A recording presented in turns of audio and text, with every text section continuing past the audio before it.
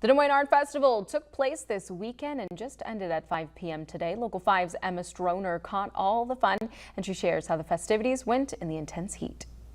The Des Moines Arts Festival was successful this year for artists, volunteers, and visitors alike. I spoke with an artist, a volunteer, and an employee of a surrounding business about how the weekend was and how heat impacted things for them. An employee at Jimmy John's, John Charlson, says the annual festival brings an increase of customers. The art festival takes up a lot of the blocks around downtown here, so we get a lot of extra people, a lot more than normal coming in for a typical Saturday lunch hour. He also notes that many will come in to cool down in the AC and grab some cold water. While he says they don't turn customers away, they did have a sign outside their door to encourage festival goers to use the facilities provided outdoors. Volunteer Maria LaFrance welcomed attendees to Quincy's Sensory Space, which is named after her son. The space features areas for people of all abilities to cool down. It's been really fun. People of all abilities just enjoying the space and being very considerate and respectful as well. Ceramic artist Rochelle Miller set up shop at the fest on Friday when temperatures reached the high 80s. Since then, she's been trying to keep cool. I have this little icy pack that I just picked up on the fly, and this has been really great. I have fans.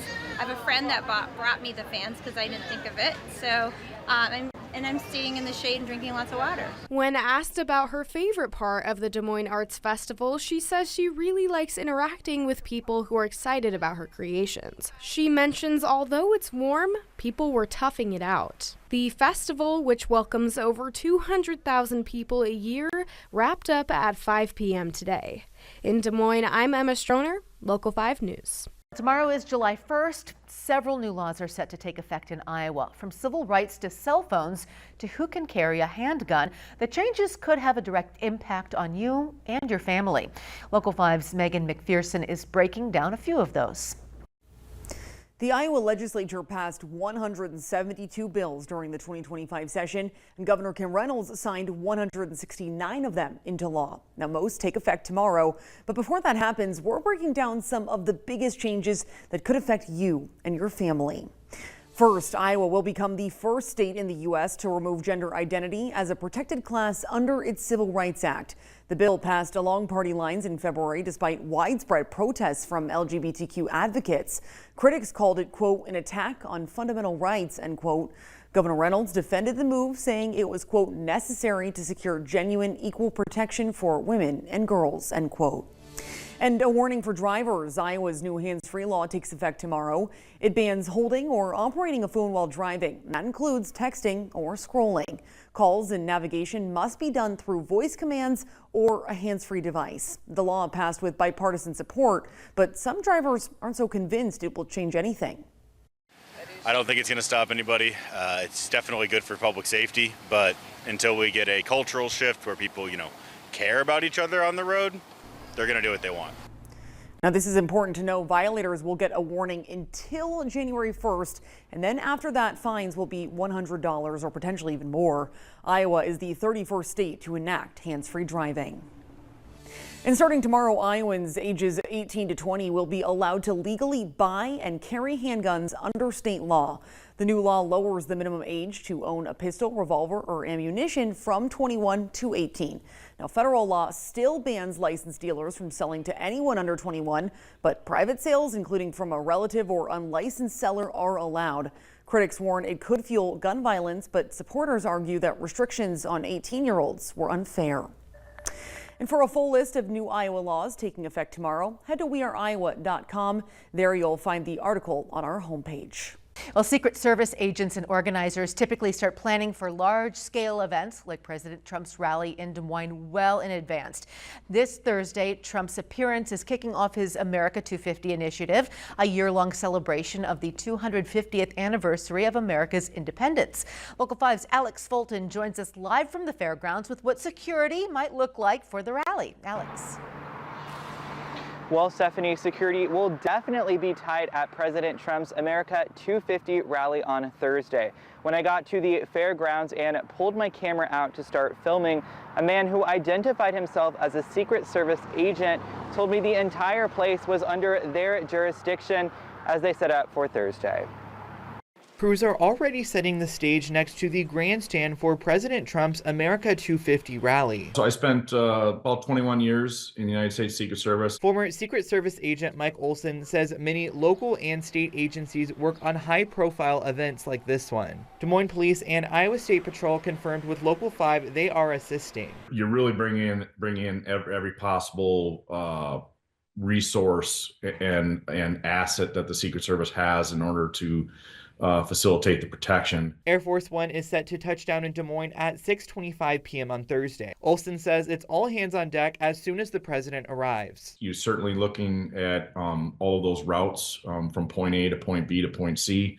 Those are all managed in close coordination with, I'm sure, the Iowa State Patrol. 22 years, retired in 2018. Once Trump gets to the fairgrounds, former FBI agent Doug Coons says priority will be securing the circle directly around him. There's a lot. So, and despite that, as we've seen in Butler, it still can happen. You know, the gaps can still be there. Anyone attending will likely have to go through metal detectors and should expect street closures around the fairgrounds. If you're going to attend that day, expect delays, expect some hassle, and plan for that accordingly. With this event, both former federal officials stress the importance of see something, say something. It's never more important for people to realize that they are part of a potential solution when it comes to safety and security. So if they in fact see something that bothers them, they should not be afraid to pick up the phone and report it.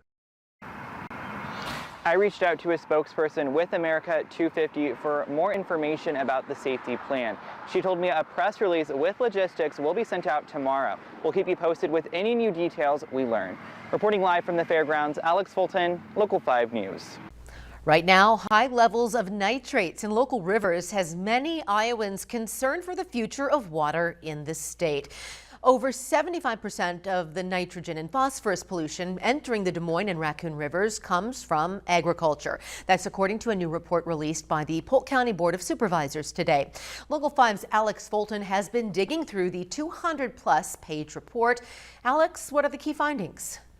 Well, Stephanie, 16 scientists from across the country spent 4,000 hours working on the highly anticipated water report. One of the main takeaways is that many of the threats to Polk County waters stem from human activities. The road forward needs to be collaborative. At a Polk County Board of Supervisors meeting, Supervisor Matt McCoy called for unity to address Iowa's water issues. Urban and rural Iowa must work cooperatively and identify the constraints that have hampered cooperative conversations in the past. His remarks came minutes after a water report commissioned by the Board of Supervisors was released. It states that the Des Moines and Raccoon Rivers have some of the highest nitrate levels in the entire U.S. According to the report, the levels frequently exceed the Environmental Protection Agency's standard of 10 milligrams per liter. There is no silver bullet. There is no one practice that's going to solve this difficult, complex issue. Estimates show that over 75% of cropland in the Des Moines area uses tile drainage. While this system allows for earlier planting, it also increases nitrate deliveries into waterways. According to the report, it's estimated that 54,000 tons of nitrogen flow past the city of Des Moines by river every year. That represents a $43 million loss in fertilizers for Iowa's farmers annually. People at the podium at the Board of Supervisors meeting spoke in favor of putting more regulations on farmers. One of the primary reasons that we have a water quality problem in Iowa is that the Iowa legislature has not stepped up to the plate. Now, the report listed out several solutions to improve water quality. They include stabilizing stream banks, reducing the amount of fertilizers, and better managing livestock manure. Stephanie. President Donald Trump is set to visit the Iowa State Fairgrounds tomorrow. With this highly anticipated event on its way, Local 5's J.D. Snover has some new information on preparations for tomorrow night, including how Des Moines police are getting ready. President Donald Trump is scheduled to appear in Iowa for the first time since his second term began this January. He's hoping to kick off a year-long celebration of America's 250th birthday, which will come next year. Every state chair, every state will probably tell you they have a special relationship with Donald Trump. He's showing over and over and over again that Iowa's special to him. It's the kickoff of a year-long celebration that will mark 250 years since the Declaration of Independence was signed in 1776. This is the celebration in our lifetimes, this 250th. And to be able to start a national celebration and to be able to start all of this here, it's really neat. With other annual 4th of July events around town, traffic is already set to ramp up. Des Moines Police Sergeant Paul Parisic says his department is no stranger to nights like this. Des Moines has always been a very political town and host to a lot of political events over the years.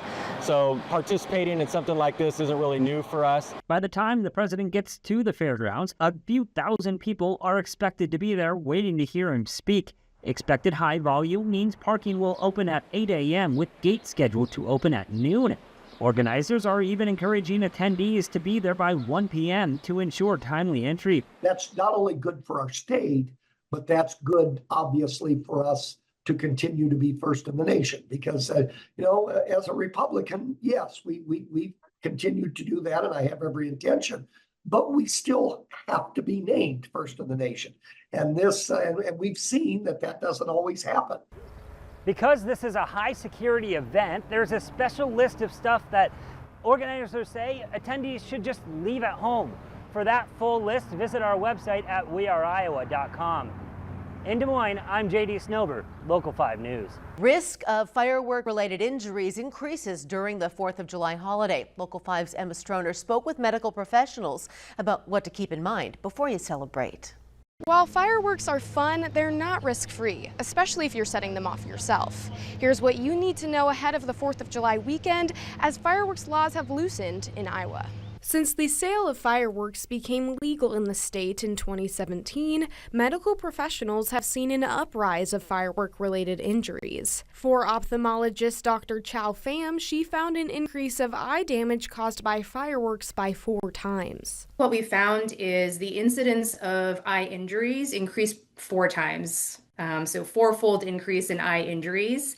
After the legalization of fireworks. Emergency Department Medical Director Clint Hawthorne also witnessed a growth in injuries since 2017, saying they've doubled. Given the uptick of these traumas, being aware and informed of fireworks safety is more important now than ever, especially with the 4th of July weekend just around the corner. Kelly Lorenzen, the founder of Godspeed Equine, sells fireworks at Wild Willie's Fireworks during this time of the year. She says it's essential to know the type of firework you're lighting off. Know your firework. We have QR codes on all of our fireworks, so they can watch them before they even let them off, so they're prepared to know what they do. Lorenzen says Wild Willie's provides free punks at their locations, which facilitate the lighting of a firework without having to get your hands too close. Dr. Chow Pham provides another safety tool, polycarbonate safety glasses, that can reduce the risk of hurting your eyes. If you're looking to get a pair, she says to make sure they're ANSI Z87.1 certified. With these tips in mind, we at Local 5 hope you have a safe holiday weekend. I'm Emma Stroner, Local 5 News. Well, President Trump landed in Iowa earlier today. Air Force One bringing him into Des Moines International Airport. He made his first trip back to the state since returning to the Oval Office in January. He was here to kick off his America 250 initiative of a year-long celebration leading up to America's 250th birthday in 2026. The event included more than 1 hour speech from the president.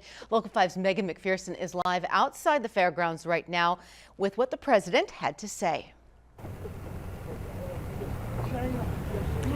Yeah, Stephanie, the event obviously wrapped up now, but earlier today when President Trump gave his speech, he said that he was thrilled to return to Iowa, where voters obviously gave him the chance to assume a second term in office. Now, he also spoke to several different GOP leaders and those people who supported him, basically just discussing a lot of the different work of his administration. Obviously, all of his faithful supporters and Republican politicians from Iowa and D.C. clapping, cheering, and chanting as he touted that work. Now, Trump also went down the line, shouting out several Iowa Republicans, our congressional delegation, all 6 of them, and also Governor Kim Reynolds and many other Iowa Republicans. Now, a large portion of his speech was centered around the passage of his sweeping tax cut and spending bill through Congress, the House sending it to his desk this afternoon. But this event was really sort of the kickoff to a year of celebrations leading up to America's 250th birthday.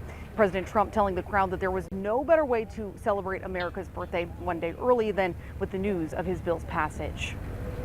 This bill includes the largest tax cut in American history, the largest spending cut in American history.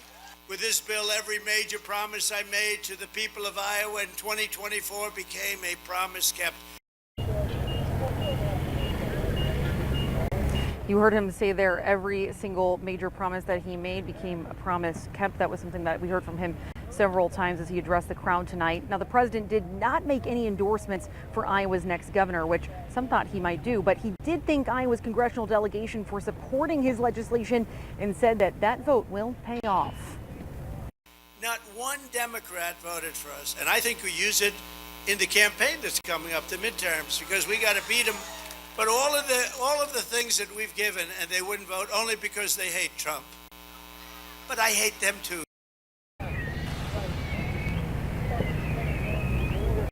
Now, Trump gave many shout outs to Iowa farmers and said that they will see many benefits from his so-called big, beautiful bill, which even though a lot of people are not necessarily calling that anymore, it's still something that he refers to. Now, he also did say something about that he's going to leave it up to farmers and put them in charge of deporting, undocumented farm workers. It's a big issue that we've been hearing about recently here in Iowa. He said he's going to leave farmers in charge of that. He also touched on immigration. There is increased spending in his big, beautiful bill that he says will pay for more immigration enforcement, tighter security at the border, all of these things that he said that Iowans really voted him in for. And just one final thing, some other big news. He did confirm some of those rumors that we heard just a couple weeks ago that Iowa next year will host what he calls the Great American State Fair that's expected to draw people from across the country and all over the world. We'll have to see how the plans come together for that.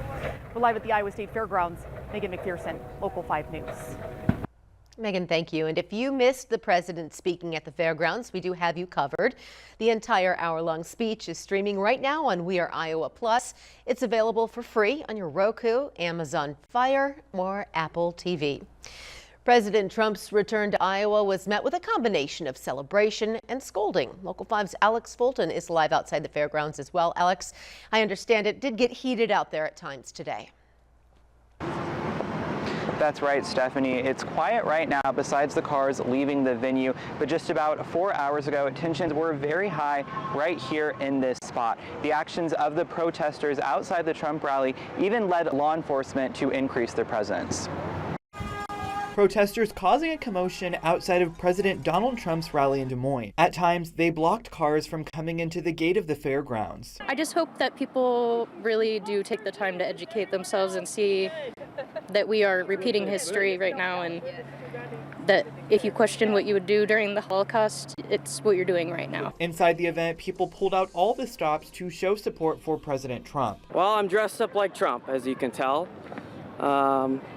I think it suits it well. I hope he wears the same thing. Stars and stripes filled the fairgrounds, even appearing all over a tractor. When the artist got a hold of it, Sue Hopper out of Lockridge, Iowa, she turned it into a canvas. And if you look, like each star looks like it's hand stitched. This is all hand painted, not a wrap. Supporters say they appreciate Trump's policies on immigration and the economy. I enjoy seeing gas prices go down, grocery prices going down, and I think that's a big thing at our age, seeing those things go down. Another protest at Coles Commons called out Trump's so-called Big Beautiful Bill, which some say hurts Iowa farmers. They put in some very specific things in this reconciliation package that now looks like it's going to be incredibly more difficult to do a farm bill, right? A third protest in Windsor Heights also drew attention to the bill and its cuts to Medicaid. It's not going to help any of us. It's going to hurt rural Iowa and our hospitals and our nursing homes. We depend on it. While the protesters sometimes screamed at the cars coming in, that did not deter them from going in to see what the president had to say. Live from the fairgrounds, Alex Fulton, Local 5 News. Baseball has always been a way for fathers and sons to connect, whether it's playing catch in the backyard or taking in a game from the stands. For one father-son umpire duo, calling games together has allowed them to bond in a different way. When they're in between the lines, Henry and Casey Christensen aren't just father and son. They're a team with a shared commitment to calling games the best they can. Casey is a seasoned vet with decades of experience behind the plate. A friend and I started Steph Fair. We started in 1995, umpiring junior high games and then a few high school games, and I've just done it ever since then.